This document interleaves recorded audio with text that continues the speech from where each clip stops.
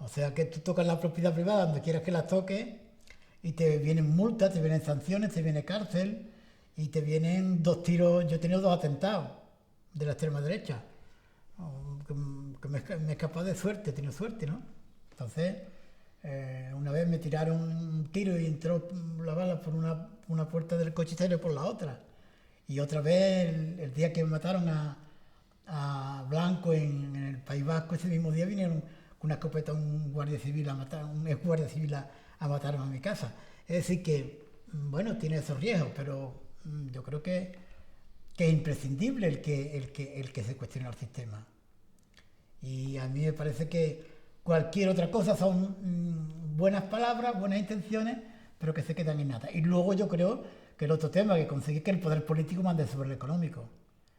Porque mientras que el poder político sea sumiso al poder económico, pues entonces da igual que haya un gobierno que otro, porque al final todos tienen que recortar y todos tienen que darle dinero a los bancos y todos tienen que someterse a lo que marca Bruselas, que al final es lo que marcan las multinacionales, que es lo que marca el Bundesbank alemán, y el mercado establece su dictadura.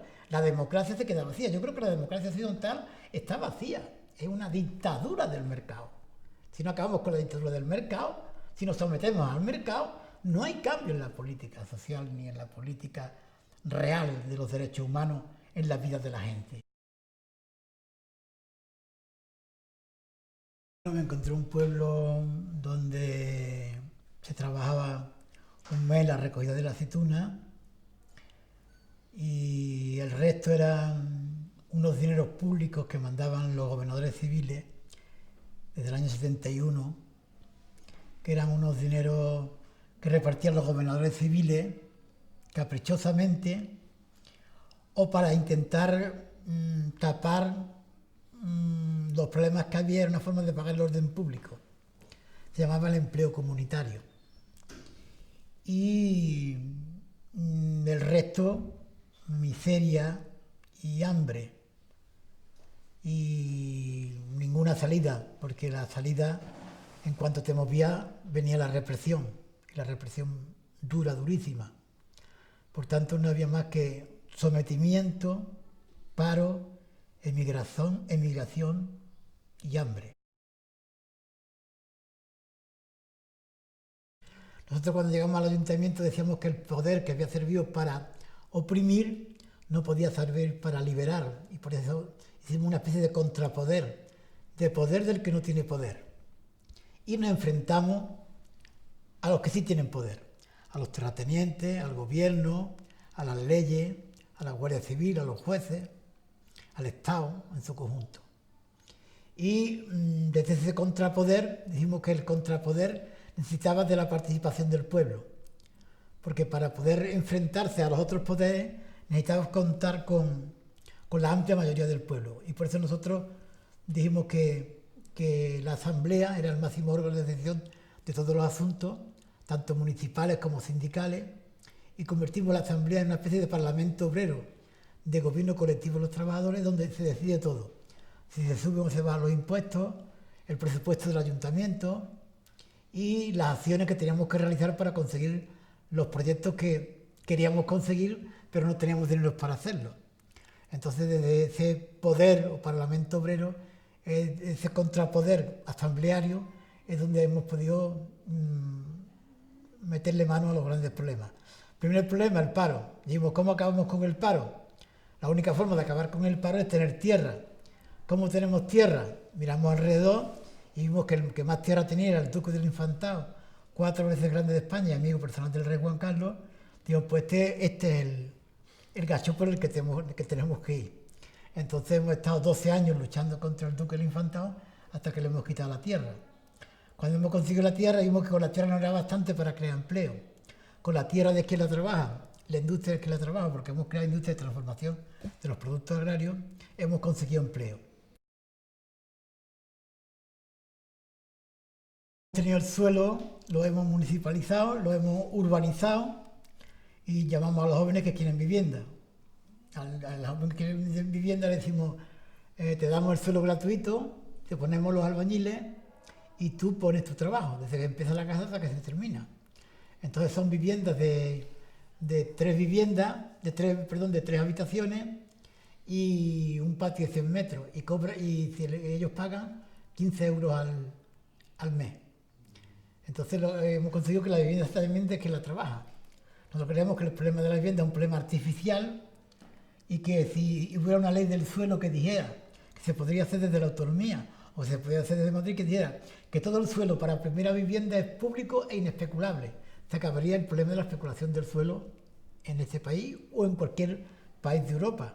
Por tanto, yo creo que el problema de la vivienda es un problema totalmente artificial. Y nosotros hemos conseguido aquí darle vivienda a quien la necesita, mediante su trabajo y mediante su aportación.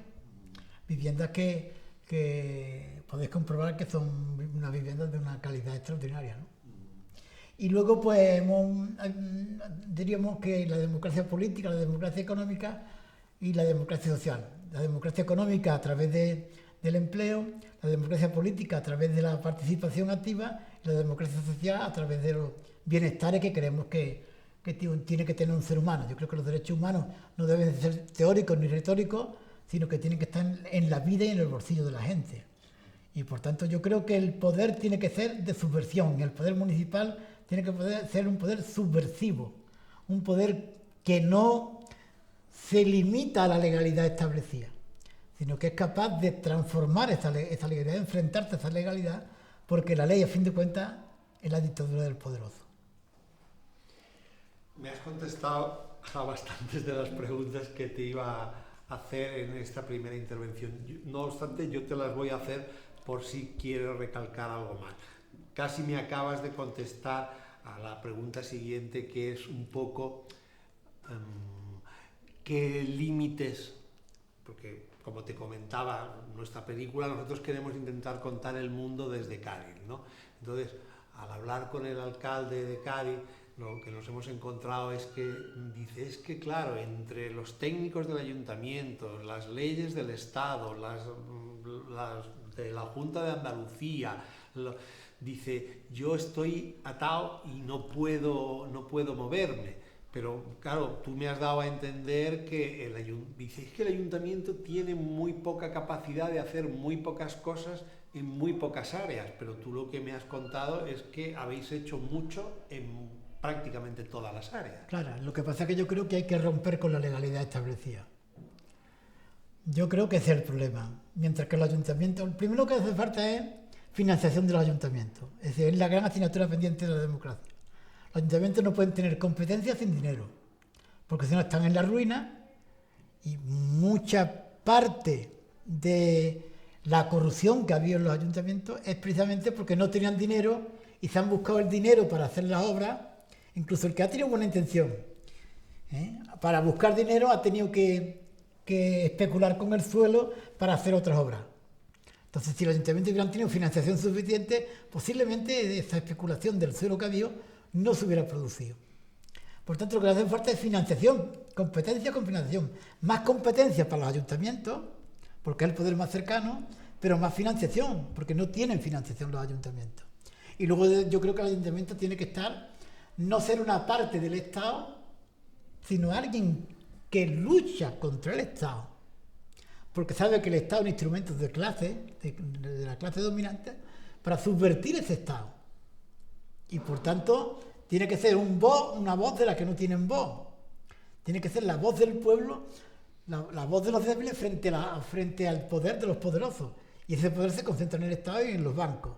Por tanto, yo creo que hay que enfrentarse a los poderes establecidos, y yo creo que ese es el gran reto de un ayuntamiento de izquierda. Si no, el ayuntamiento será un simple servidor de las migajas que el Estado central o el autonómico le deja a los ayuntamientos. Y yo creo que así no vamos a ninguna parte. Yo creo que al final eres mejor o peor gestor, pero no das alternativa a los problemas concretos. Al problema de la vivienda, ¿qué solución se da al problema de la vivienda? Al problema del paro, ¿qué solución se da al problema del paro? Al problema de la falta de servicios. ¿Quién da solución a la falta de servicios sin condiciones económicas y sin competencia? Por tanto, yo creo que hace falta competencia y dinero. Y, por supuesto, voluntad política. Y esa voluntad política tiene que ser subvertidora del orden establecido y, por supuesto, enfrentándose al Estado con toda claridad y a la ley muchas veces.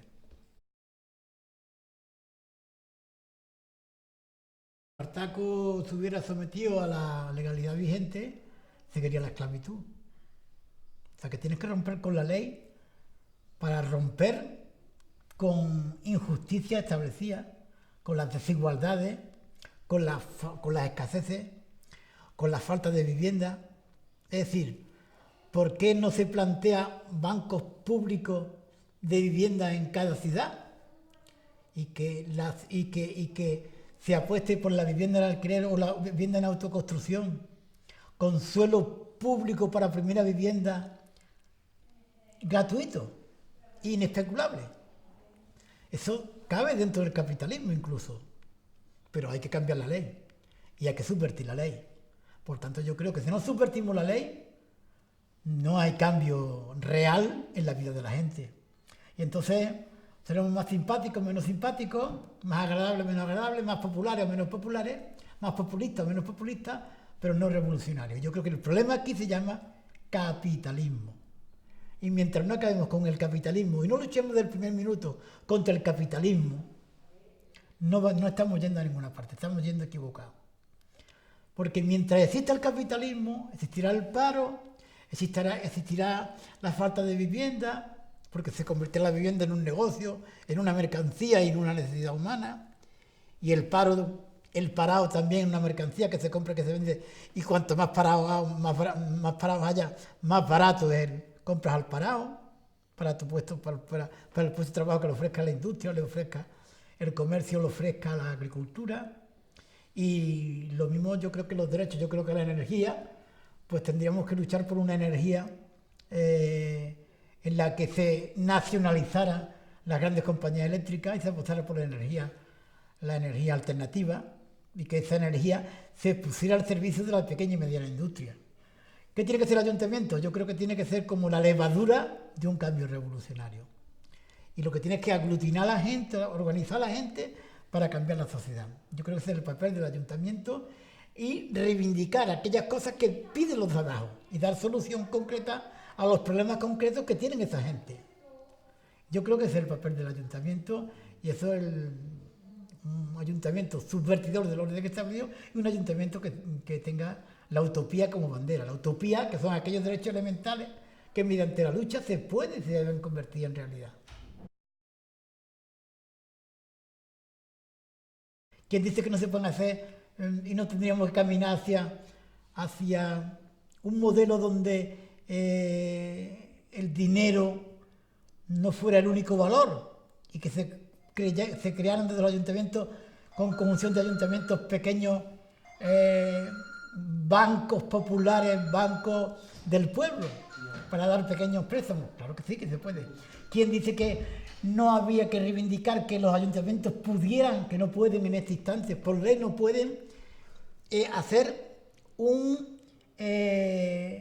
política de impuestos discriminatoria? Es decir, que tú no puedes poner ningún impuesto que pague más el que más tiene. Los ayuntamientos, todos los impuestos que tienen son indirectos. ¿Por qué no van a los ayuntamientos los impuestos directos y que se los puede aplicar que pague más el que más tiene?